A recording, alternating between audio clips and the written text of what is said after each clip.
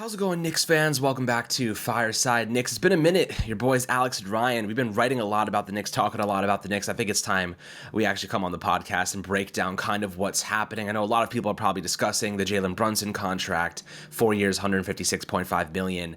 I mean, what he just did cements himself. Build the freaking guy a statue, man. I mean, what he just did for this Knicks franchise over the next 3 years with the player option in the fourth year, so really 4 years, is unprecedented. He just gave them financial flexibility beyond our wildest dreams. Now, when he's 33, 34 years old, to be able to capitalize, to get a new contract, NBA media rights will have exploded by then. I mean, he's going to be able to cash in big long-term no matter what.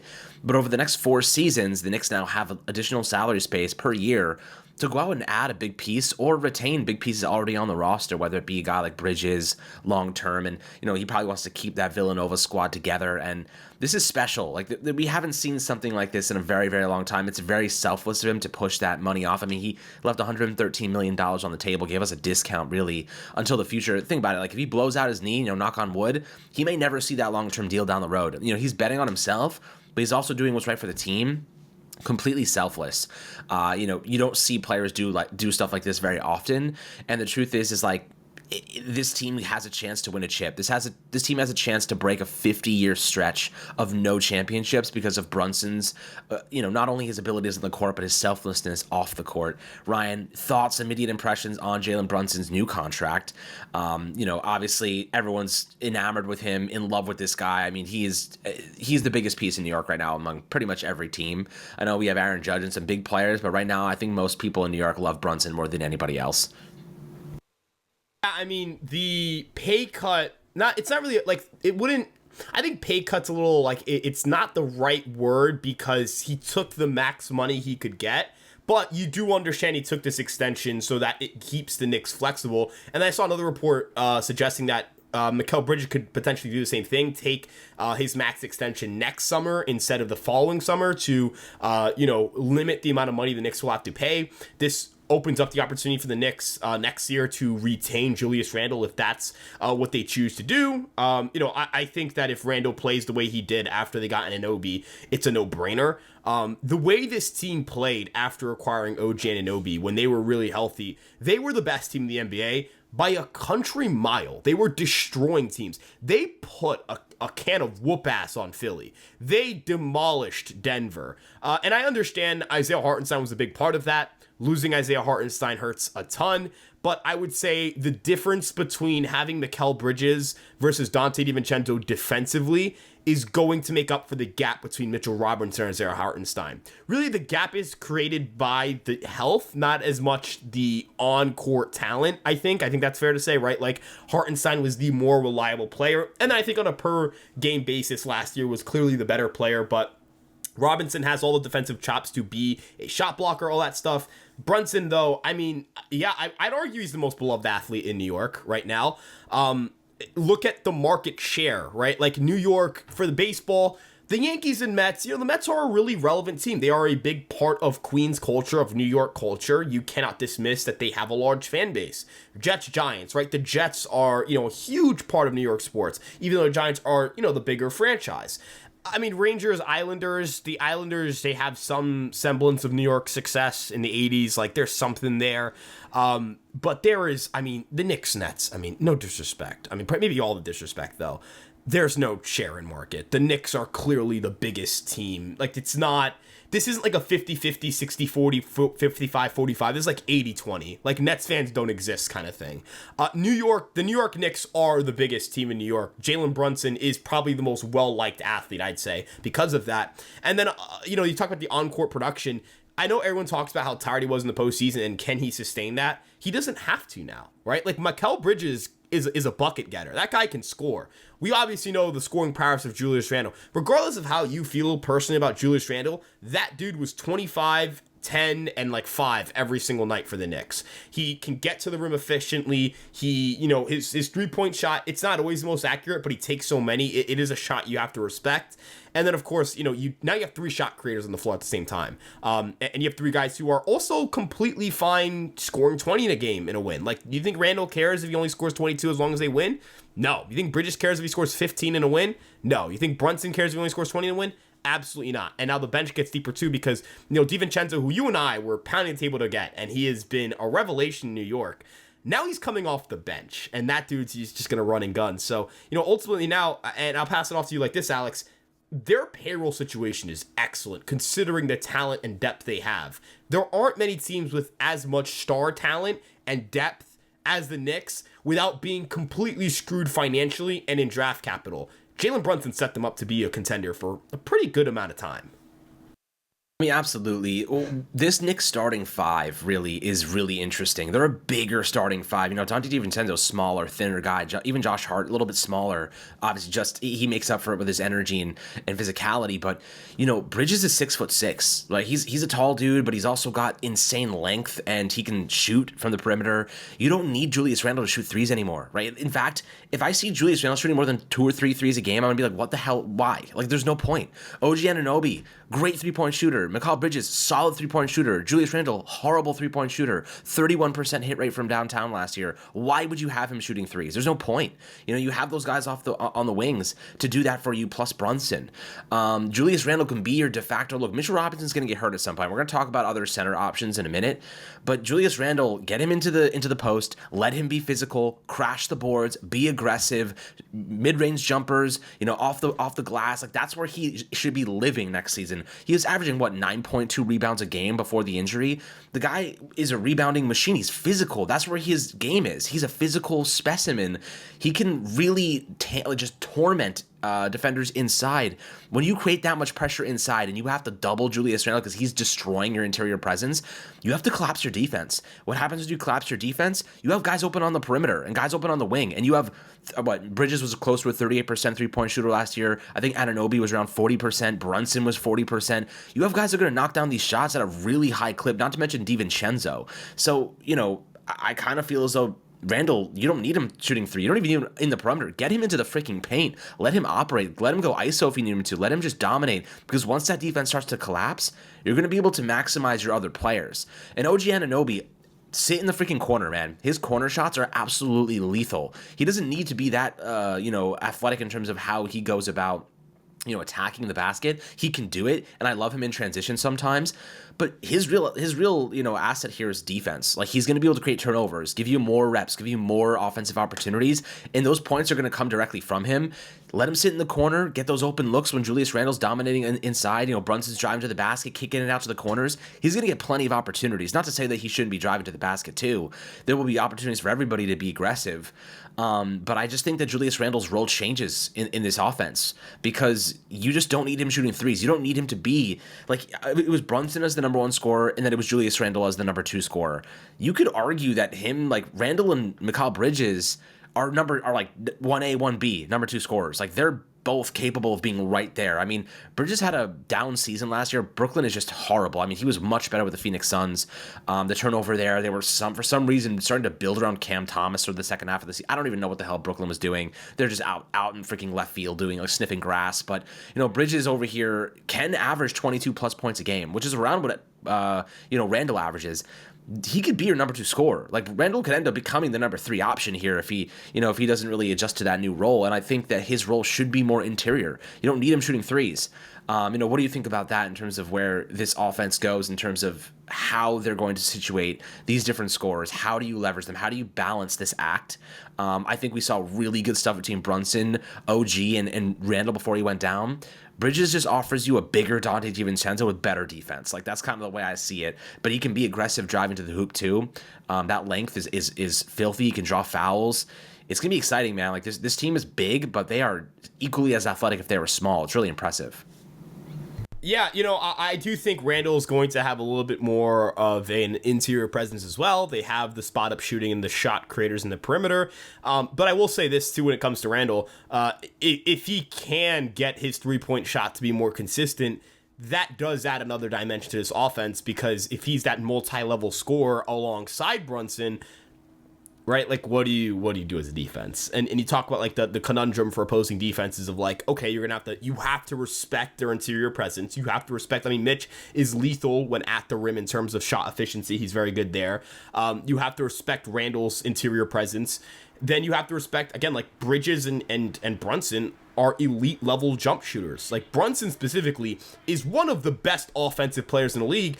And this is all without talking about arguably the best defensive player in basketball in OG Anunoby. OG Anunoby is in the 99th percentile in defensive value, in the 99th percentile in defensive matchup difficulty, and I think he's in the 90th percentile in defensive versatility. He is versatile, takes on difficult matchups, and provides insane value in those matchups. I don't know if there's a single player in the NBA defensively who can match that, right? So I'm not saying that there's no good defenders in the NBA. I'm just saying I don't think there's anybody who can fill the role he does at his level of value. So when you combine somebody as good as Jalen Brunson offensively, and I'd argue, last season specifically, Brunson was one of like the 4 or 5 best offensive players in the NBA. Then you throw in, again, having one of the 3 best defensive players in the NBA and a guy like Anunoby, and you kind of mesh those two variables together, and you've got this duo of like, oh yeah, try to stop my primary defender or try to get past my primary defender and then go try to stop my best scorer. And they're not the same player, so they don't have to exert that amount of energy on the other side of the ball.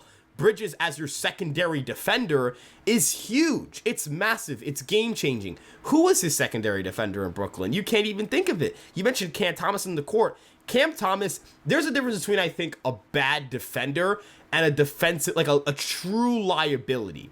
Brunson, his first year here, I felt like was a real liability defensively, and that's why I didn't view that initial Knicks team as a team more than like a fun playoff team. Now, Brunson takes charges. Is he a good defender? No. Is he going to take on Jason Tatum? No. But can he, play solid defense in his role? Absolutely. He's not a liability. He's not going to kill the Knicks defensively. Thomas kills the Nets defensively. The Nets were a worse defensive team with him on the court. They were a worse overall team with him on the court according to net rating. They're only marginally better in terms of offensive rating. You substitute the supporting cast Bridges had, and you mentioned his role in Phoenix, more of a supporting kind of player. If people think that role players are, like, if they use that term in a derogatory way for the NBA still, they haven't watched basketball. Tell me what Derek White was for the Celtics, a role player, but probably their 3rd best player on that run. Kristaps Porzingis, a supplementary role player? Huge for them. Al Horford, supplementary role player. Massive for them. Drew Holiday, role player. Massive for them, right? It wasn't like Jason Tatum and Jalen Brown were setting playoff records and, scoring 40 a night. You know what I mean? That team killed everybody by having Brown and Tatum do their normal stuff, and then their role players were excellent because that's what a really good team does. That's why Boston steamrolled everybody. The Knicks are built in that same kind of philosophy of 2 elite role players in Anunoby and Mikal Bridges defensively and offensively, and then you got 2 great scorers in Brunson and Randle to carry the load offensively. So I'm really excited about how this team is built. And me too. And look, the last piece of the puzzle here is going out and getting another center. Now, we've heard about Walker Kessler of the Utah Jazz. We heard about Jalen Duren. By the way, I'm a huge Jalen Duren fan. I think that he would be a freaking stud for this Knicks team. Why? The kid is 20 years old. Like, people don't understand. This dude is, if you see him, he is ripped to shreds, and he is 20 years old and an elite rebound. Not just a good, he's an elite physical specimen inside who actually doesn't have the worst assist numbers and playmaking qualities, and he can score some points. Like, he's not a bad scorer. I mean, look, he's really just going to be hovering around the basket, offensive rebounds, putting it back, and drawing fouls. His, I think his free throw percentage boomed by 20% this past season, so he got a lot better in that regard. I think he went from 61% to around 80%, like massive increase in efficiency there. So, what are the Detroit Pistons going to want for a piece like that? Mainly because, he could be a building block around Cade Cunningham and what they are trying to build. So they're going to want a pretty penny. But this is where you exercise. This is where you look for the championship window. You add that missing link. You add that missing piece. The Utah Jazz, according to Ian Begley of SNY, believes that they were already rejected deals with 2 first-round picks involved. So it doesn't seem like they want to move Walker Kessler, who's 22, like really young, really good defensive player. Was I think he won the Rookie of the Year award 2 years ago. Like, this guy's a solid player. Dropped off a little bit last season, but I think he'll rebound. And then you look at Jalen Duren, obviously a stud. Alperen Sengun, we heard about him. A little bit more of an offensive threat, really good player. But Mitchell Robinson played 31 games last season. He's played over 70 once in his career. He cannot be trusted. And by the way, that's why I really like having Julius Randle inside, being more of that physical presence, because he can be your de facto center if you need. The Knicks could bring back a guy like Precious Achiuwa to help smooth over power forward center position. He's not really a center. He's much more undersized, but he can at least help give you some supplementary value there. Jericho Sims, they picked up his offer. So, you have some depth, but Mitchell Robinson cannot be trusted as a primary starter. They need another big name. They need another guy who can be a starter, split the minutes with him, basically, if not take the minutes from Robinson. They could still trade him. $14.3 million salary hit this upcoming season. You never know. They could move him. I don't think they will. I think they'll pair him with somebody else. But is there anybody that stands out to you as an option in the trade market via center? I love Jalen Duren. I'd be willing to go all out for him. I think he'd be a missing piece, physical, rebounding machine. I just think that's the kind of guy you want, and especially because he's young, cheap contract, he could be an asset for a long time on this Knicks squad. Yeah, I mean, I like Jalen Duren from the standpoint of, as you mentioned, there is that feeling that there could also be improvement.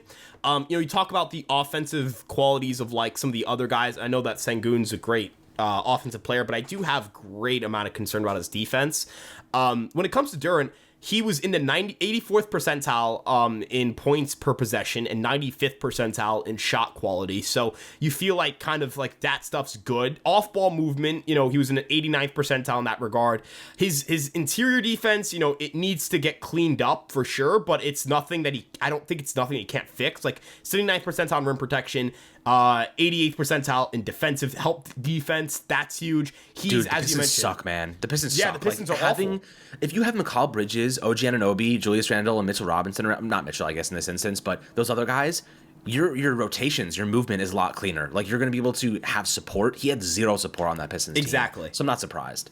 Yeah, it's just it feels like all of the raw skills, the kind of skills that you feel are reliant on good teammates. Those are stuff that kind of he lacks in. But the things that are not reliant on that, things that are reliant on just your talent, he excels in. This is interesting in terms of passing versatility or playmaking talent, right? Mitchell Robinson, again, these are compared to all players in the NBA, not just centers. Robinson 7th percentile, Duren 23rd percentile. So, Duren's he's not a good playmaker relative to the league, but we're talking about, he's a better playmaker than Robinson, right? I think that's kind of important. But another thing here, his off-ball gravity, 47th percentile. So he's around the league average in terms of just drawing guys, and assists per points per 75 possessions, 56th percentile. So he's above average there. I think, as you mentioned, he just kind of needs to be put around the right team. I do think Duren's the right kind of guy to buy on. And do you think he's going to have as much market value as Walker Kessler? I don't think so. Walker Kessler might go for 2 firsts, let's say, or maybe a first round pick. Does Duren have the same value? I'd say no. I'd say Duren might be maybe it is just 1 first round pick. And Alex, I'm willing to trade a first round pick for Jalen Duren if I think this team's gonna be good, because it might be the 25th overall pick. Interestingly enough, Duren was actually a guy we drafted and traded to clear out space for Brunson, which is kind of a hilarious twist of fate, to bring him in and kind of see his career take off with Brunson. But yeah, as you mentioned, he's a young player who took a nice leap in year 2. I feel like he got a lot better. You have to always adjust to the fact that rookies in the NFL and MLB, you see a lot more good rookies. NBA, they're usually pretty bad, right? NBA rookies suck. That's the best way to kind of put it. And he went from, a below average player to an above average one. And I think he was in 99th percentile in defensive. He led the league in defensive rebound percentage. So just putting that out there, guys. Imagine that rebounding duo of you got Robinson and this guy and Duren, and you got Randall, as you mentioned, who can pick up boards. So I would love this pickup. Yeah, I'll leave you with this. Like I said, 20 years old, and he's above average in pretty much all the important statistical categories you want from a center. But think about the damage. Randall and Jalen Duren, that physicality. If you're Joel Embiid, if you're a big man that has to be that kind of rebound, if you're Jason Tatum, you're going in for those rebounds, and you got Julius Randle and Jalen Duren around you, you're getting the crap beat out of you, man. You're just going up against these cement human beings, and it's physically tolling and taxing. to go up and try to rebound against these guys. I mean, that's the kind of physicality you want, though. That's the Knicks' identity, that physicality. But now you have this finesse with Brunson, this finesse with Bridges, that physicality even with OG Anunoby, who, he can throw down a dunk, man. And his defense he's locked on, and the Knicks can throw anybody his way, and he can go up against them. And keep in mind, guys, like Mikal Bridges was ranked second in Defensive Player of the Year 2 years ago, I believe. So, we're talking about a player that's, really, really good in every respect. So I'm excited to see what happens here. I would also like to point this out. The matchup difficulty for Isaiah Hartenstein last year, 46th percentile. Jalen Duren, 67th percentile. So I'm just saying, right? I'm not saying he's better than Hartenstein. I'm just saying Duren had more difficult defensive matchups than Hartenstein. And in terms of defensive value, like, not that he was similar. Hartenstein's a much better defender. But if you dial back the defensive matchup difficulty for Duren, and he gets a third year in the NBA, does he get that much better? Right? Like, that's all I'm pointing out. I think he is a perfect fit. I'm going to go that far, Alex. Yeah, I do think he's a perfect fit. And listen, this team has an opportunity to maximize a championship window, and they just did what they should have been doing in terms of, they didn't do it. Brunson helped them out big time with the salary additions. Now, this has never been, if you're a Knicks fan, guys, and I've been my whole life, and Ryan, you as well, we haven't seen a chance as good as this in a long time. Even Melo and Stoudemire back when they lost to the Pacers years ago, I remember watching it like a party in high school. It was on the TV. And I remember them losing and being like, well, classic Knicks. This is different, man. You got multiple elite defenders. There are not many players. Look, inevitably we'll face the 76ers in the playoffs, most likely. Knock on wood, given we stay healthy and everything goes well. You got Paul George there now. You got Tyrese Maxey, and you have Joel Embiid. We saw what Mitchell Robinson did to Joel Embiid. Locked him down. Paul George and OG Anunoby, I'll take my chances there. But more so, Paul George cannot play defense anymore. He's not going to be able to stop Mikal Bridges. He's not going to be able to stop Julius Randle. And then you have Joel Embiid, who's slow, but obviously a tremendous shot blocker, great defender. But you just can't stop these shooters either. Like Brunson shooting 40%, OG shooting 40%. You just can't stop these guys. I know they have Tobias Harris that's gone. Good for them, to be honest. He stinks. And Kelly Oubre, I don't know what happened with him, but this team is just stacked. And then you look at our bench now with Josh Hart and Donte DiVincenzo going off the bench. You go into your rotations, man. Like, Joel Embiid comes off the floor. Paul George comes off the floor. And then you got to deal with Josh Hart and Donte DiVincenzo. Come on. Like, it's unbelievable. And this is probably I think we should have a whole episode on this topic in and of itself. Tyler Kolek out of Marquette. Don't sleep on this second round rookie, guys. He is a monster floor general. Like, averaged almost 10 assists last season for Marquette. Again, college basketball, a little bit different, but we missed that secondary ball handler significantly last season. Miles McBride, love the guy. He's not that. He's not a backup point guard. He is a backup shooting guard, and that's how I see him at this point. And that's fine. There's nothing wrong with that. Totally that is fine. Okay. Look, if Miles McBride is playing substantial minutes next year, I am very upset because that means that we have guys injured ahead of him. He should not be playing substantial minutes because now Donte DiVincenzo gets those backup minutes. Really, that's really what is about to happen with Bridges being acquired. Miles McBride can still play a really important role here, especially on defense.